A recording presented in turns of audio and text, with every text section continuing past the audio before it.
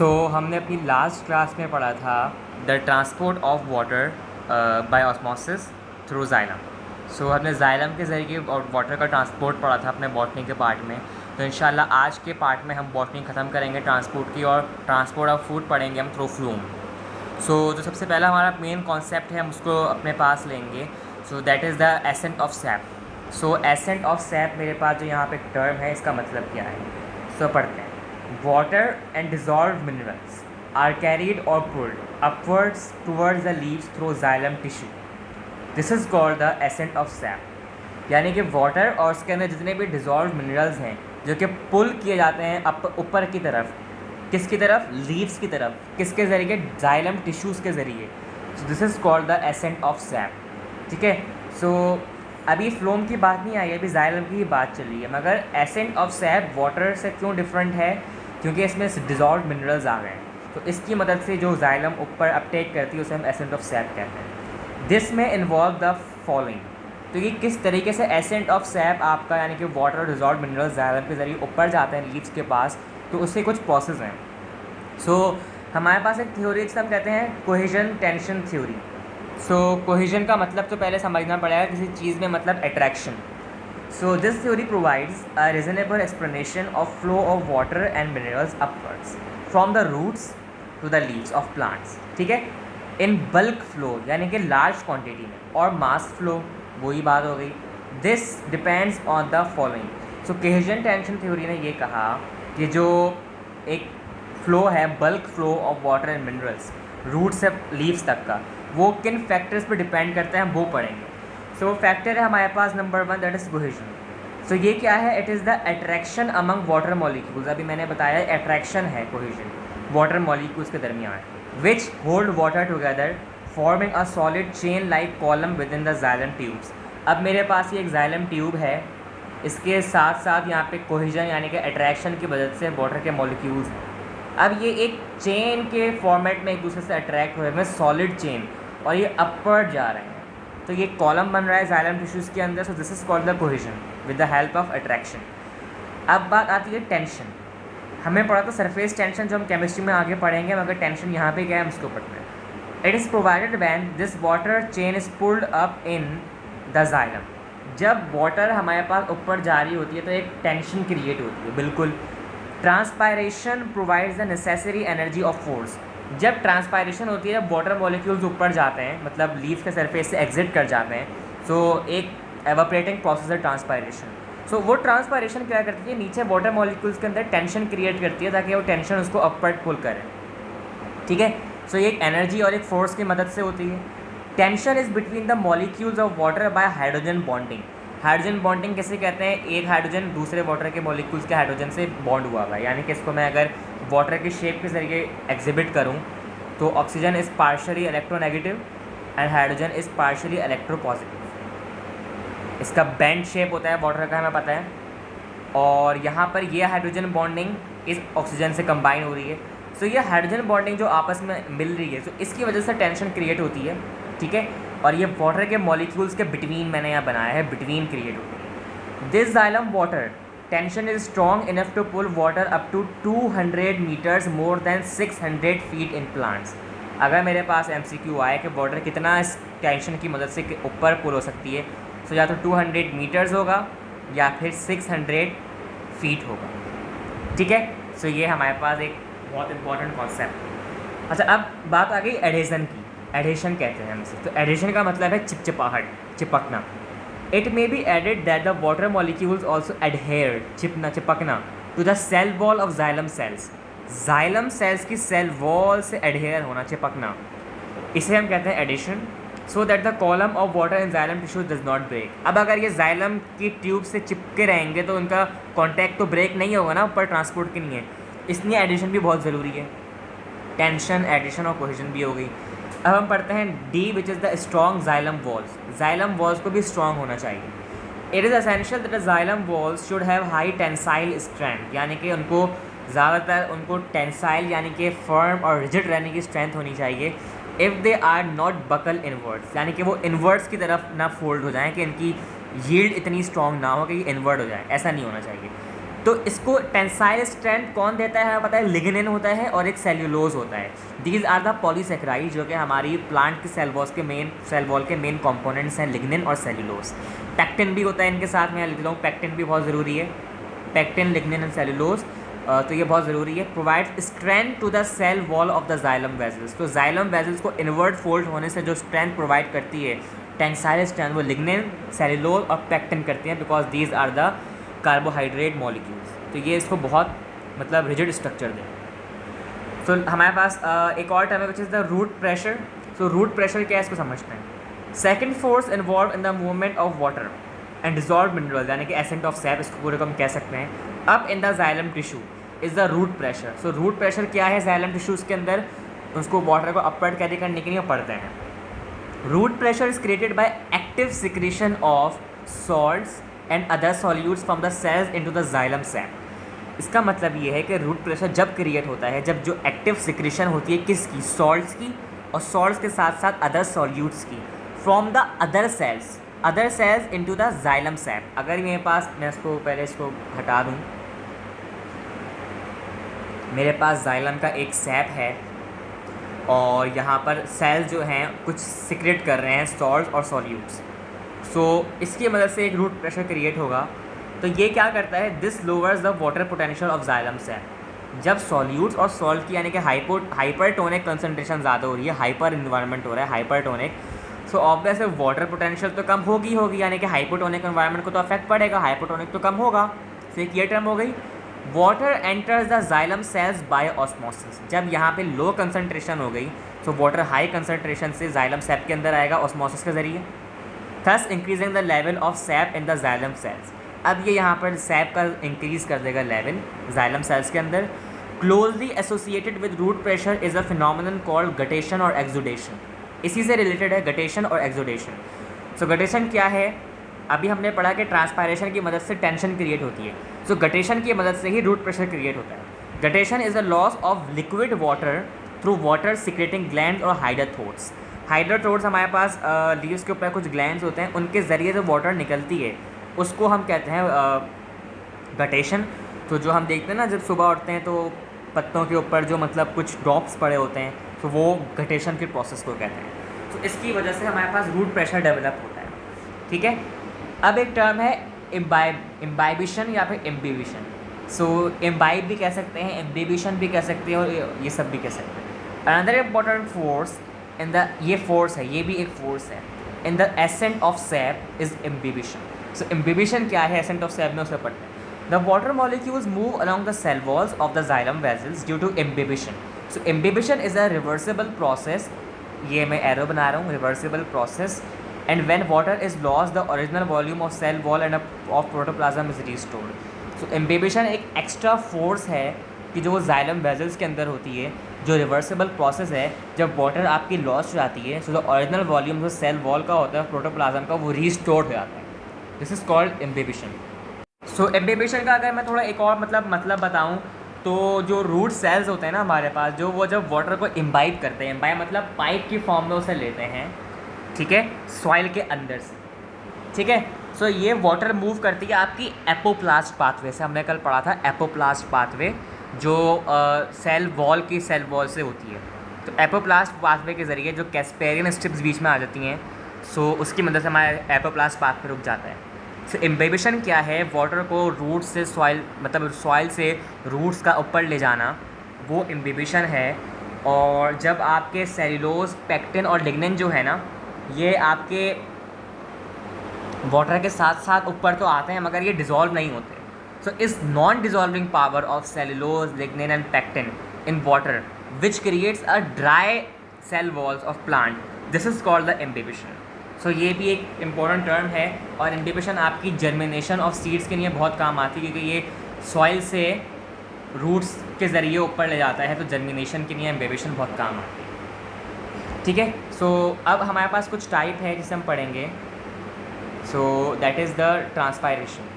Transpiration में पता है loss of water vapours. There are 3 types of transpiration depending upon the route of escape of water from the aerial part of the plants. Aerial part से मतलब है stomata. हाइड्रोथोट से होगी तो guttation, stomata से होगी तो aerial parts of the plant यानी कि ट्रांसपायरेशन। तो ट्रांसपायरेशन के 3 टाइप्स हैं। क्यूटिकुलर ट्रांसपायरेशन, क्यूटिकुलर ट्रांसपायरेशन क्या होती है? The loss of water in the form of water vapours of the cuticle of leaves की क्यूटिकल जो ट्रांसपायरेशन जिसे हम कहते हैं cuticular transpiration, which is about 5 to 7% of total transpiration takes place through this route. Cuticular transpiration आपकी 5 to 10% होती है through the cuticle of the leaves. अब आ जाते हैं लेंटिकुलर ट्रांसपायरेशन। लेंटिकल्स एक ऐसे होते हैं कि आपकी बार्क होती है ना, उसके अंदर कुछ लेंटिकल्स इस तरीके की होते हैं, ये टॉप है lenticular transpiration. Lenticular transpiration is the loss of water vapours through lenticels present in the stem. जो लेंटिकल्स स्टेम के अंदर प्रेजेंट हैं of some plants, all the plants do not possesses lenticels, क्योंकि अंदर सेकेंडरी ग्रोथ नहीं होती, तो इस वजह से लेंटिकल्स भी नहीं होते उनके पास। The lenticular transpiration is 1 to 2% of the total transpiration by a plant. ये भी याद रखने की बात है और ये भी याद रखने की बात है। 5 to 7 and 1 to 2%। अब आ जाते हैं stomata transpiration. It's a type of transpiration in which the water vapour escape through the stomata, so it is about the 90% of the transpiration. तो ये हमारे पास ट्रांसपायरेशन का था। सो अब हम पढ़ेंगे फैक्टर्स जो कि अफेक्ट करते हैं ट्रांसपायरेशन के रेट को। अगर हमारे पास जो कुछ फैक्टर्स हैं, जैसे कि लाइट ज़्यादा होगी तो ट्रांसपायरेशन भी ज़्यादा होगी। टेम्परेचर बढ़ेगा तो ट्रांसपायरेशन जो है आपकी उसको ओवरकम करने के लिए कम होगी, लाइक 0 फाइट जो प्लांट्स होते हैं, मगर टेम्परेचर ज़्यादातर बढ़ने से ट्रांसपायरेशन भी बढ़ जाती है। तो ये भी एक अफेक्ट है। डायरेक्टली प्रोपोर्शनल लाइट, टेम्परेचर भी डायरेक्टली प्रोपोर्शनल है, बट इन 0 फाइट्स जो हमारे पास प्लांट्स होते हैं, जो वाटर सर्क्यूलेंट्स होते हैं, उनके अंदर इन्वर्सली प्रोपोर्शनल है। ठीक है। कार्बन डाइऑक्साइड कंसनट्रेशन आपकी होती है। ठीक है। अगर कार्बन डाइऑक्साइड की कंसनट्रेशन ज़्यादा होगी तो आपके पास ट्रांसपायरेशन जो है नहीं होगी, तो ये भी आपकी इन्वर्सली प्रोपोर्शनल हो गया। एक minute,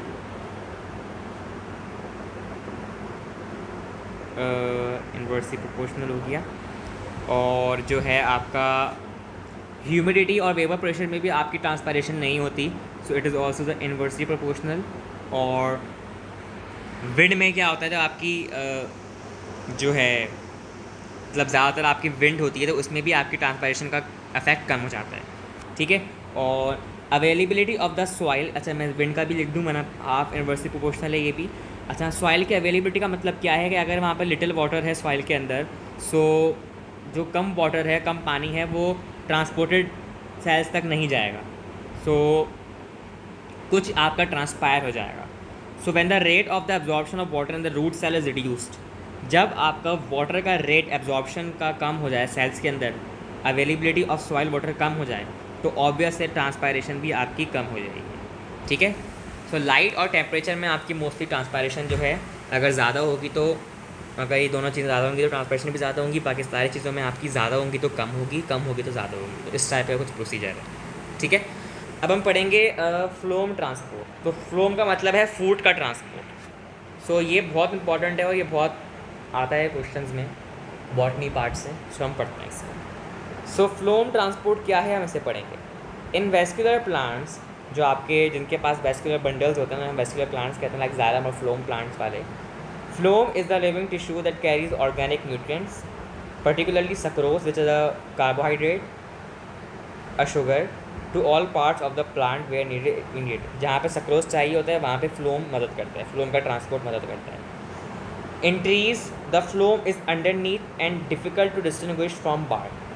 Hence the name derived from the Greek word photos for bark. The phloem is mainly concerned with the transport of glucose and starch made during photosynthesis. हमने बायोएनर्जेटिक्स में पढ़ा कि ग्लूकोज और starch जो हमारा लाइट डिपेंडेंट रिएक्शन में बनता है, सो वो आपका कहीं स्टोर हो जाता है प्लांट के अंदर। सो वो जब ट्रांसपोर्ट होता है different part of the plant, उसे हम कहते हैं फ्लोम ट्रांसपोर्ट। सो ट्रीज़ के अंदर जो है ना फ्लोम आपका अंडरनीथ होता है, तो उसे हम बार्क से डिफ्रेंशिएट नहीं कर सकते। तो एक टर्म है the cells of phloem that conduct और ट्रांसपोर्ट शुगर्स। ऐसे सेल्स फ्लोम के जो कि कंडक्ट करते हैं या फिर ट्रांसपोर्ट करते हैं शुगर्स को and other organic material through out the plant और कॉल्ड सीव एलिमेंट्स। ये बहुत इंपॉर्टेंट है। ये जो मैं बना रहा हूँ यहाँ पे, ये इस टाइप का, और ये वर्टिकल हो गया, ये हॉरिजॉन्टल हो गया, तो इसको हम कहते हैं सीव ट्यूब एलिमेंट्स। तो सीव ट्यूब एलिमेंट्स के ज़रिए हमारा फूड का ट्रांसपोर्ट होता है through phloem. So these are the main components. In addition to sieve elements, phloem tissue also contains companion cells companion cells ऐसे होते हैं जो कि आपके मतलब एक सेल के बराबर में होंगे दूसरे सेल्स, तो उनको कंपेन करेंगे एक तरह से दूसरी तरफ जाने के लिए। पैरेन्काइमा सेल्स होते हैं, हमें पता है स्क्लेरेन्काइमा सेल्स, पैरेन्काइमा और कॉलेनकाइटा सेल्स होते हैं, हमने सेकेंड ईयर में पढ़े थे सपोर्टल मूवमेंट में। एंड सम केसेस फाइबर्स जो होती हैं, स्क्लेरिड्स होती हैं हमने पढ़ा था, और लेटेक्स कंटेनिंग सेल्स। स्क्लेरिड्स होती हैं या फिर ट्रैकीड्स होती हैं हमारे पास। ट्रैकीड्स तो मेनली वाटर की नहीं होती है, मगर ट्रैकीड्स का भी काम होता है in the ascent of SAP. Tracheids हो गई, स्क्लेरिड्स हो गई, लेटेक्स कंटेनिंग सेल्स हो गए, तो ये सब आपके इन्वॉल्व हैं फ्लोम ट्रांसपोर्ट के अंदर, तो ये याद रखने की बहुत इंपॉर्टेंट चीज़ है। सो अब हम पढ़ेंगे the mechanism of phloem transport. तो फ्लोम के ट्रांसपोर्ट का मैकेनिज्म क्या है, तो ये हमारे पास एक थ्योरी है जिसे हम कहते हैं प्रेशर फ्लो हाइपोथेसिस, यहाँ पे प्रेशर फ्लो थ्योरी। सो हम इसके ज़रिए समझेंगे फ्लोम का transport, that is the most efficient and most well defined theory in the botany part, तो जो फ्लोम के ट्रांसपोर्ट को डिफाइन करती है। अच्छा, जाइलम ऑफ वाटर के ट्रांसपोर्ट के लिए कोहेजन थ्योरी थी, और फ्लोम ऑफ फूड के ट्रांसपोर्ट के लिए प्रेशर फ्लो थ्योरी है। The pressure flow theory was propose by Ernst मंच इन 1930। He was I think German scientist that explained the mechanism of phloem translocation. Translocation यानी कि एक जगह से दूसरी जगह ट्रांसलोकेट हो जाना फ्लोम का, फूड का, जो हमारे पास मेनली सक्रोस है, ग्लूकोज है, उसे हम कहते हैं प्रेशर फ्लो हाइपोथेसिस के ज़रिए। अच्छा, अब क्या है, a high concentration of organic substances inside cells of the phloem at a source such as a leaf. अब इसका मतलब क्या है मैं समझाता हूँ यहाँ पर कि भाई मेरे पास जो है ना एक टर्म है जो बहुत इंपॉर्टेंट है, जो हमें समझनी पड़ेगी। एक होती है सोर्स और एक होता है सिंक। जो सोर्स है उसके पास ग्लूकोज या स्टार्च होगा, और उसके मदद से सिंक के पास, जिसके पास स्टार्च और ग्लूकोज नहीं है, उसके पास जाएगा। सो ये चीज़ हो गई। सो अब सोर्स के पास क्या होती है, हाई कंसनट्रेशन होती है। अब हम पढ़ते हैं इस बात को। सोर्स के पास क्या होती है, high concentration of organic molecules, हमने पढ़ा अभी। So high concentration of organic substances inside cells of the phloem at a source. सही है। सोर्स कौन कौन से, या तो लीव हो गया, creates a diffusion gradient that draws water into the cells. तो ये एक हाई कंसनट्रेशन जो है ना सॉल्यूट्स की, ये एक डिफ्यूजन का ग्रेडियंट यानी कि डिफरेंस पैदा कर देती है, जो वाटर को सेल्स के अंदर जाने पर मजबूर करती है। ये बात भी क्लियर हो गई। So movement occurs by bulk flow. Movement occur होती है बहुत ज़्यादा फ्लो के अंदर, लार्ज फ्लो के अंदर। फ्लोम सैप यानी कि फूड का sap moves from sugar sources to sugar sinks by means of turgor pressure. यानी कि शुगर सोर्सेज के ज़रिए शुगर सिंक्स के पास जा रही है by the help of turgor pressure. मैं टीपी लिख रहा हूँ यहाँ पे, टर्गर प्रेशर, ठीक है। A sugar source is any part of the plant that is producing और रिलीजिंग शुगर। सोर्स कोई भी प्लांट का पार्ट हो सकता है जो कि शुगर को रिलीज़ कर रहा है या उसके अंदर स्टोर किया हुआ या प्रोड्यूस कर रहा है। During the plants growth period, जब प्लांट ग्रो कर रहे होते हैं, यूजुअली ड्यूरिंग द स्प्रिंग, जब स्प्रिंग का पीरियड होता है, स्प्रिंग का मौसम होता है, storage organ such as the roots, कुछ ऐसे ऑर्गन्स होते हैं रूट्स यानी कि आर शुगर सोर्सेज। लीफ नहीं होता इसमें, अभी हमने पढ़ा कि लीफ होते हैं शुगर सोर्सेज, मगर जब स्प्रिंग का मौसम आता है और जब प्लांट की ग्रोथ हो रही होती है, सो स्टोरेज ऑर्गन्स कौन से आते हैं, रूट्स हो जाते हैं। So these are the sugar sources and the plants many growing areas are sugar sinks. और जो लीव्स हो गया या स्टेम हो गया वो शुगर के सिंक्स हो जाएंगे जहाँ पे लो कंसनट्रेशन ऑफ शुगर्स है। सो ये इंपॉर्टेंट टर्म है याद रखने की, in the spring season on the growing period of plant. The movement in phloem is bi-directional, यानी कि दो डायरेक्शनल में होती है movement of phloem. Varies in xylem cells it is unidirectional upward. अभी हमने पढ़ा जाइलम के अंदर सिर्फ यूनिडायरेक्शनल होती है through xylem, but the phloem it is by directional, तो ऊपर जा रही होगी और नीचे आ रही होगी, यानी कि काउंटर इफेक्ट हो रहा होगा, कंपेंसेशन हो रही होगी, ठीक है। आफ्टर द ग्रोथ पीरियड, जब ग्रोथ पीरियड कंप्लीट हो जाता है, when the meristems are dormant. Meristems का मतलब है rapidly dividing cells, rapid divide cells, उन्हें हम कहते हैं मेरिस्टेम्स या meristematic tissues. So after the growth period, जब प्लांट की ग्रोथ पीरियड हो जाती है और जब मेरिस्टेम जो सेल्स होते हैं वो डॉर्मेंट हो जाते हैं, यानी कि वो मतलब डिपेंडेंट हो जाते हैं या फिर वो अपने इंडिपेंडेंट हो जाते हैं, सॉरी मतलब डॉर्मेंट हो जाते हैं, वो मतलब ज़्यादा अवेलेबल हो जाते हैं या फिर ज़्यादा वो अपने आप को जो है डॉर्मेंसी में आ जाते हैं, वो उसे हम कहते हैं। मैंने शायद यहाँ पर उल्टा बोल दिया है। डॉर्मेंट जो है हमारे पास हमें पता है कि डॉर्मेंट का मतलब किसी भी कोई इनएक्टिव फॉर्म होती है, ठीक है। अब जैसे कि सीड डॉर्मेंसी, सो डॉर्मेंसी का मतलब they goes in the sleeping period, वो सो गए, वो इनएक्टिव हो गए। सो जब ग्रोथ पीरियड आपका हो जाता है तो हमें पता है ग्रोथ पीरियड से पहले एक पीरियड होता है this is the differentiation period. तो डिफ्रेंशिएशन में मेरिस्टेमेटिक डॉर्मेंसी नहीं होती, यानी कि वो एक्टिव होते हैं, वो सोते नहीं हैं। बट जब ग्रोथ पीरियड हो जाता है तो मेरिस्टेम्स कहते हैं कि भाई हमारा तो कोई काम नहीं, हम तो रैपिडली डिवाइड भी कर चुके हैं, अब तो ग्रो भी हो चुके, अब वो डॉर्मेंसी के अंदर यानी कि सो जाते हैं, इनएक्टिव हो जाते हैं। द लीव्स आर सोर्सेज, अब यहाँ पर लीव सोर्सेज हैं, and storage organs are sinks, अब जो स्टोर करेंगे वो सिंक्स होंगे, यानी कि हम रूट्स भी कह सकते हैं सिंक्स को। Developing seed bearing organ such as fruit, एक ऐसा ऑर्गन जिसे हम कहते हैं सीड बियर, जो सीड को बेयर करता है उसे हम कहते हैं फ्रूट, आर ऑलवेज सिंक्स, वो हमेशा सिंक कहलाते हैं। अगर मेरे पास यहाँ पे एक एप्पल है, सही है, और ये एक सीड बियरिंग यानी कि यहाँ पे एक लीव इसको बेयर कर रहा है, सही है, हमने यहाँ पे, सो ये हमारे पास सिंक है एप्पल, सही है। Because of this multi directional flow coupled with the fact that the sap cannot move with ease between the adjacent sieve tubes, इसका मतलब ये है कि एक मल्टी डायरेक्शनल फ्लो हो रहा है, और ये किसके ज़रिए कपल्ड है, इसके ज़रिए कि जो सैप है ना आपका फ्लोम का, ये इतनी आसानी से मतलब मूव नहीं कर सकता एडजेसेंट सीव ट्यूब से, यानी कि एक ये सीव ट्यूब है और एक ये सीव ट्यूब है, इतनी आसानी से मूव नहीं कर सकता ये। It is not unusual for a sap in adjacent sieve tubes to be flowing in opposite directions. So ये कोई अनयूजुअल बात नहीं है कि सैप जो है सीव ट्यूब के ज़रिए अपोजिटली फ्लोम कर रहा है, ये यूजुअल बात है, इसमें कोई मसला नहीं, ठीक है। अब वाइल मूवमेंट ऑफ वाटर, अब जो वाटर की मूवमेंट है एंड मिनरल्स, और मिनरल्स की movement through the xylem is driven by negative pressure, यानी कि टेंशन हमने पढ़ा था मोस्ट ऑफ द टाइम, ये भी हमें पता है बात। Movement through the phloem is driven by positive hydrostatic pressure, यानी कि जाइलम के अंदर नेगेटिव प्रेशर होता है यानी कि टेंशन, और फ्लोम के अंदर पॉजिटिव हाइड्रोस्टैटिक प्रेशर होता है। This process is termed as translocation, इस प्रोसेस को हम कहते हैं ट्रांसफ़र होना है, ट्रांसलोकेट होना, एक जगह से दूसरी जगह पर, and is accomplished by a process called phloem loading and phloem unloading. Phloem का लोड होना और फ्लोम का अनलोड होना, लोड होना मतलब सिंक में जा रहा है, और अनलोड होना मतलब सोर्स में कंसनट्रेशन कम हो रही है। सेल्स इन शुगर यानी कि सोर्स लोड, मतलब सेल्स इन अ शुगर सोर्स, यानी कि सोर्स के अंदर जो यानी कि सेल्स होंगे, शुगर होगी, उसे हम कह रहे हैं load. A सीव tube element bye actively transporting solute molecules into it, अब सीव ट्यूब एलिमेंट क्या कर रहा है, सोर्स यानी कि शुगर के ज़रिए उसको आगे पहुंचा रहा है। So this is called the load, phloem loading. This causes water to move into the sieve tube element by osmosis, अब यहाँ पे एक ग्रेडियंट पैदा हुआ, तो ये वाटर को कॉज करता है कि भाई ऑस्मोसिस के ज़रिए सीव ट्यूब एलिमेंट में जाओ, चले गई, creating pressure that pushes the sap down the tube. अब जब इसका मैकेनिज्म मैं इस तरह समझा दूंगा,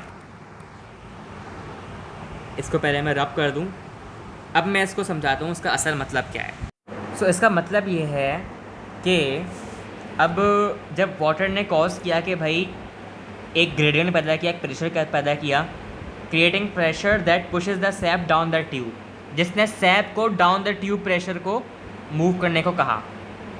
इन शुगर सिंक्स, ये सिंक है, ठीक है।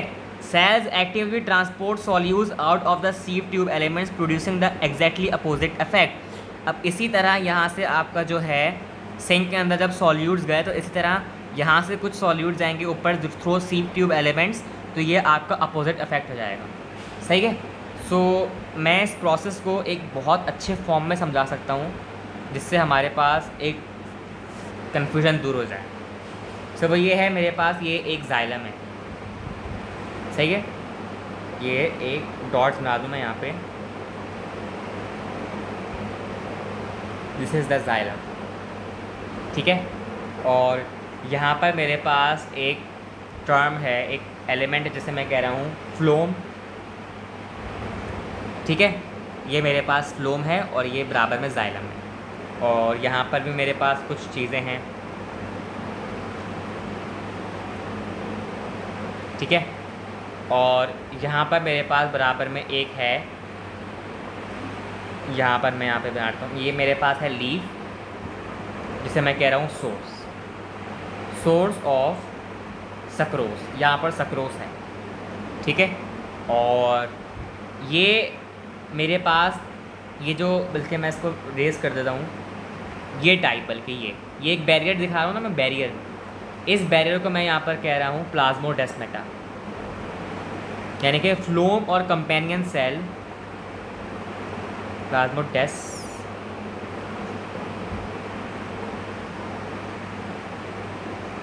प्लाज्मोडेस्माटा। और ये जो मैंने लीफ सोर्स दिखाई है और इसके साथ जो बना हुआ है, इसे मैं कहता हूँ कंपेनियन सेल। सो कंपेनियन सेल्स और फ्लोम के दरमियान जो बैरियर है उसे मैं कह रहा हूँ प्लाज्मोडेस्माटा, कोई इसमें कन्फ्यूजन नहीं है। और यहाँ पर मेरे पास एक फ्रूट है जिसे मैं कह रहा हूँ, एप्पल कह दूँ या कुछ भी कह दूँ, इसे मैं कह रहा हूँ फ्रूट। तो फ्रूट क्या है? सिंक फॉर सक्रोस, जिसके पास अब सक्रोस आएगा। और इसी तरह यहाँ पर भी एक टर्म है, और इस टर्म को मैं यहाँ पर कह रहा हूँ companion cell.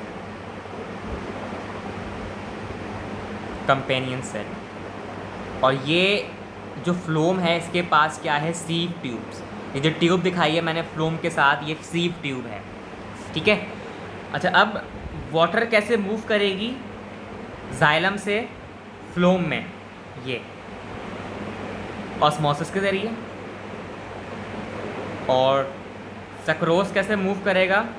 Active transport of sucrose. Active transport यानी कि एटीपी इन्वॉल्व होगी,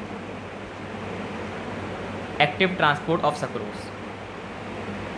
सो अब क्या हुआ, जब लाइट रिएक्शन होते हैं हमारे पास, हमने पढ़ा यहाँ पर एक सनलाइट आई, सनलाइट ने सक्रोस को मैन्युफैक्चर किया लीफ के अंदर, ठीक है।